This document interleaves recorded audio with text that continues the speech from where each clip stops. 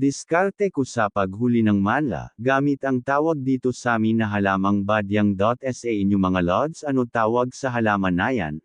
Paborito ko ang manla na ito, masarap ulamin pero mahal din ito kapag bibilihin mo 35 isa, pero sulit din kasi pati kagad niya masarap. Durugan lang ang katawan ng halaman at lagyan ng tubig tapos haluin gamit ang patpat. Huwag mong kakamayin kasi napaka-catchy ng halaman na ito, kaya kapag binuhos mo sa butas ng manla mga 10 minutes lang nang lalabas na siya.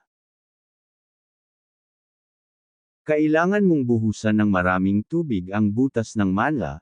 Pag lumabas ang manla dapat mabilis ang paghuli mo kasi mabilis din ang hayop na yan.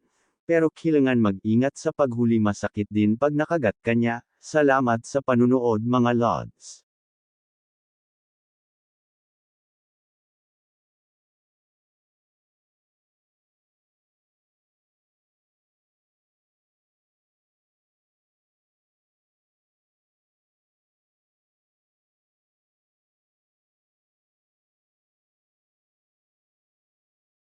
Masarap na luto nito ginataan pero pwede din kahit nilaga lang. Di ko na pala nakuhanan ng video lahat mga lods kasi biglang lumakas ang ulan.